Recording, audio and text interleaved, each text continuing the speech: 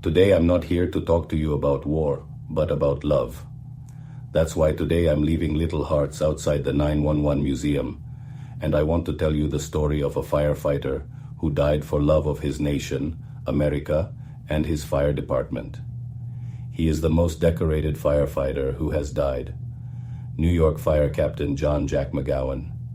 McGowan was a distinguished member of the New York Fire Department and received numerous medals for his bravery and service throughout his career. During the attacks of September 11th, 2001, he was in the South Tower when the collapse occurred. His sacrifice, along with that of his fellow firefighters, is remembered with great honor and respect in the community and in various memorials. If you want to remember a family member, write me their first and last name. Race, sex, or religion doesn't matter. That's how we will remember them for life on social media. Give it a like and subscribe. I also want to tell you the story of a police officer who fought for the love of his nation and his institution. NYPD officer Stephen Siller.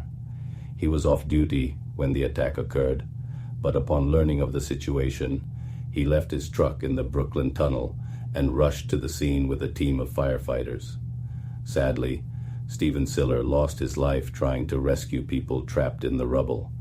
His heroism is remembered with admiration, and his legacy lives on through the Tunnel to Towers Foundation, which helps the families of fallen first responders. If you would like to remember a family member, please write me their first and last name.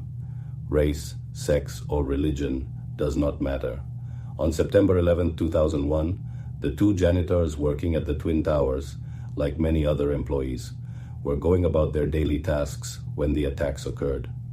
One of them, William Bill B.C. Rodriguez, he was a janitor in the North Tower and became a key witness to the day's events.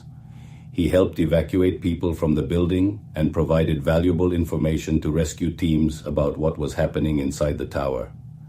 The other janitor, a man named David, was also working in the South Tower and, like Rodriguez, attempted to help evacuate those in the building. Both janitors demonstrated bravery in a time of great chaos and danger, trying to help others while facing extremely difficult situations.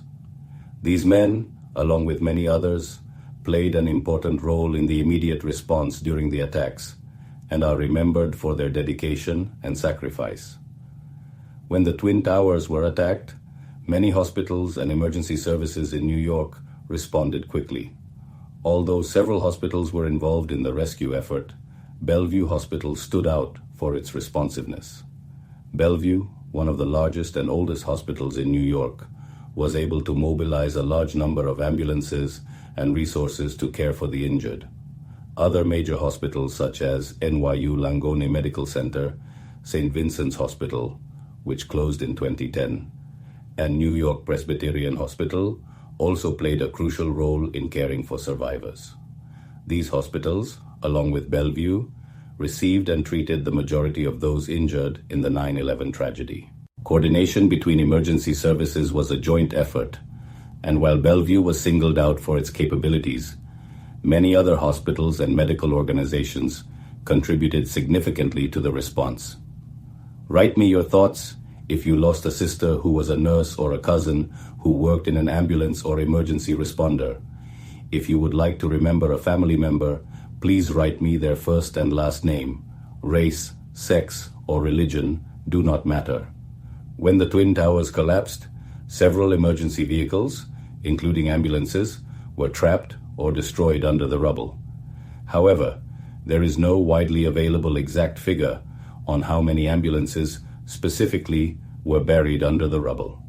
In total, it is estimated that more than 90 emergency vehicles, including fire trucks, ambulances, and other police and emergency medical services vehicles, were destroyed or severely damaged during the collapse of the towers.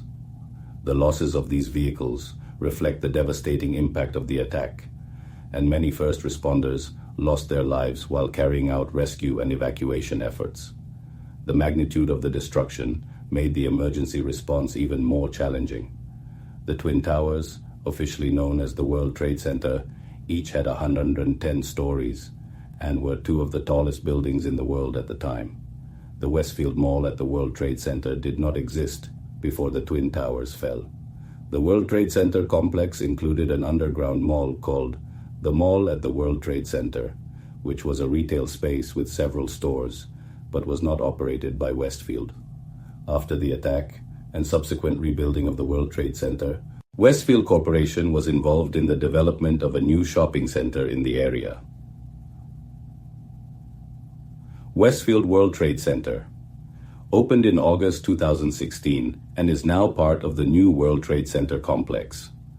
This mall is located in the Oculus, a structure designed by architect Santiago Calatrava, which serves as a transportation hub and shopping center. That's why I always tell them, let's make love and not war. And if you like this video, save it so you don't forget to share it with family and friends.